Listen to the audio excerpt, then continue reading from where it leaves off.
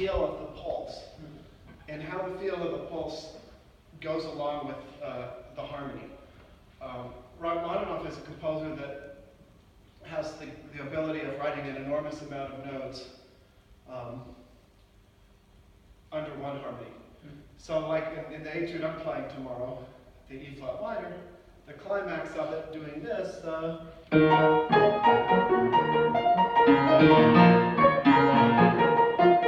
it's only one harmony change every measure or two, but there are literally hundreds of notes sometimes under the same harmony. And so especially in passages like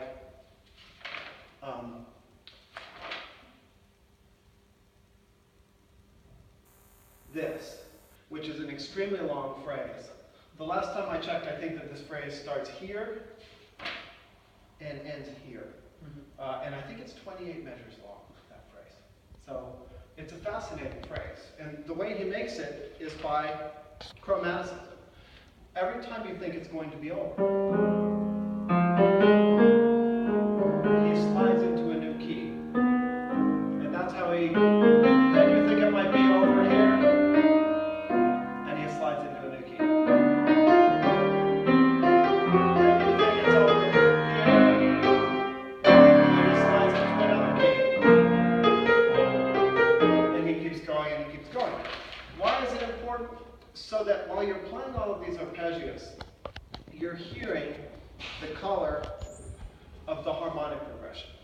So that's what I want you to try to do a little bit more of in passages like this and even this, is hearing how those chords go and coloring your bass notes based on the tension and the resolution. So this has more tension. This is resolution. This has more tension. This is resolution, even though it's double forte. So could we start here?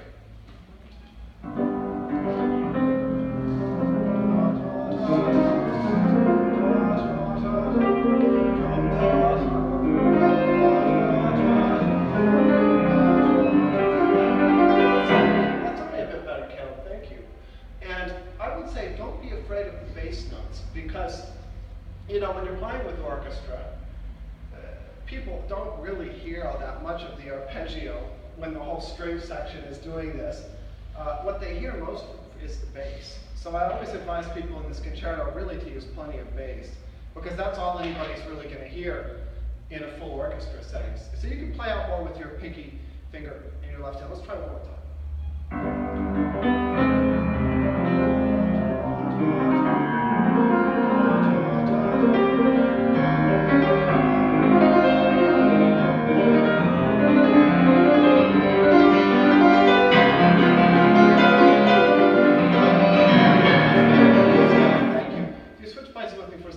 When you get to here, one harmony per measure,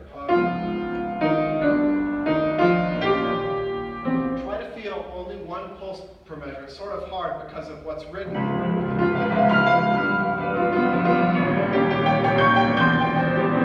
that will be more effective than if you try to subdivide it too much. It makes it sound a little too rhythmic. So if you feel one,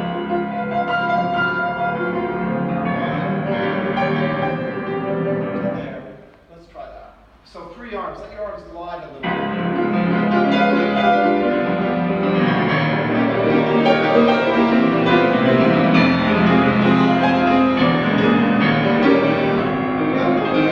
Just one little technical piece of advice when you're playing these arpeggios.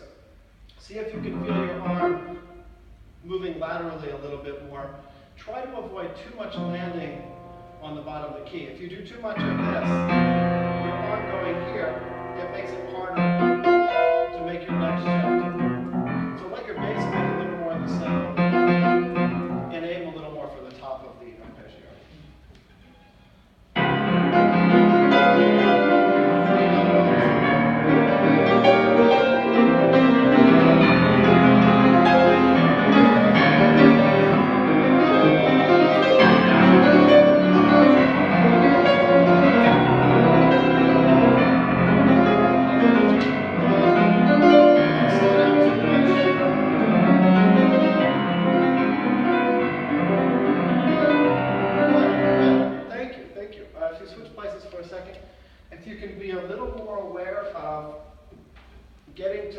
bass note after you play the last bit of the right hand. Sometimes you have a little bit of a space that you might need, not need. So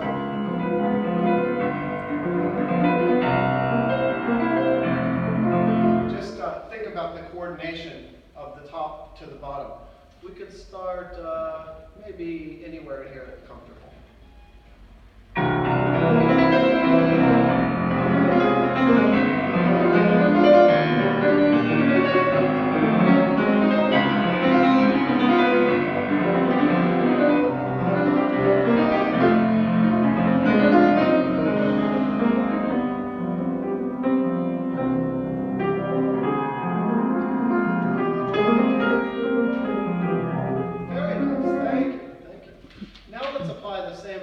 Listening to the harmonic progression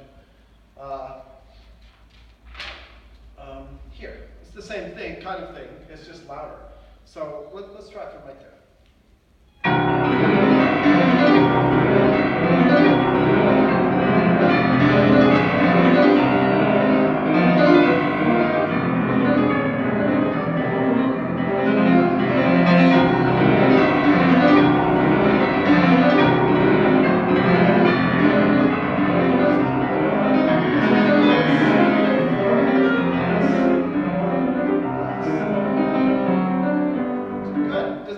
Where the chords with more weight and less weight are?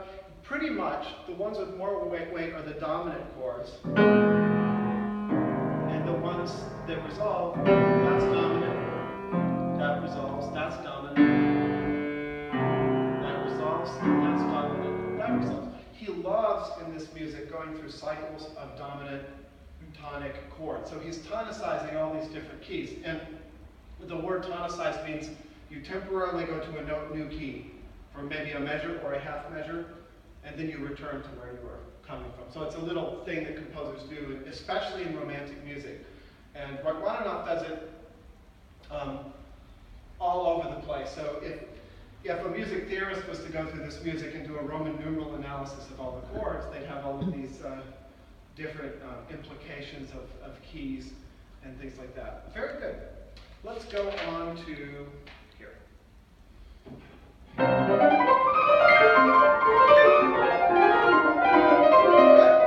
So this is the first part that, in my opinion, is hard to coordinate with the orchestra, because the piano has a sea of notes and these orchestral players sort of come in whenever they want sometimes.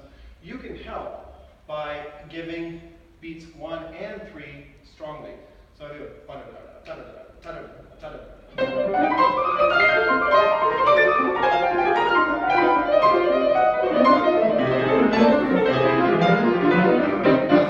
Yes, that's perfect.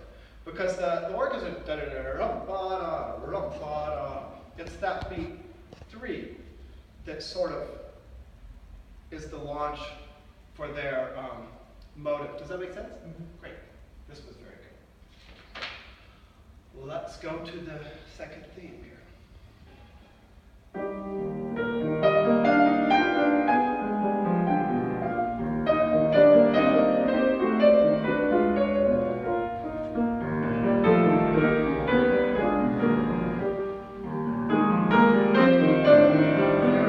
Very good. All right, let's switch places for a second. So what I want to work on here, you have beautiful sound. How free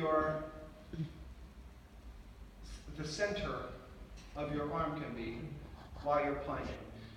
In the melodic passages, you tend to have a bit of tension here.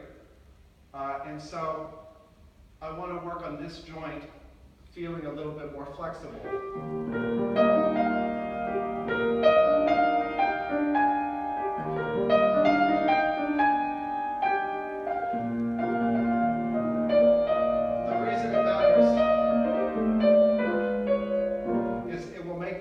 Sound more smooth, more connected.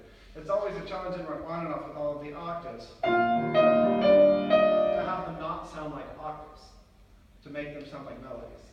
Let's do this once, just single notes.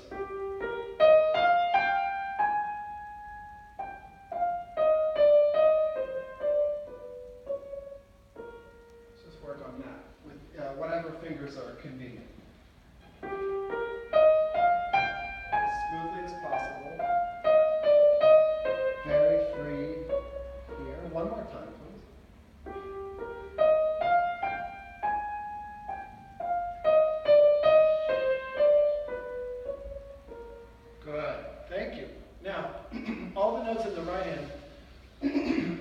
tempo so you can match the sound you just made.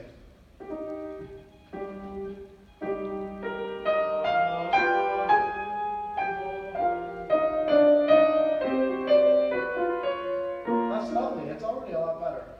Now let's just try, let's work on these octaves. Just those four. Good. How free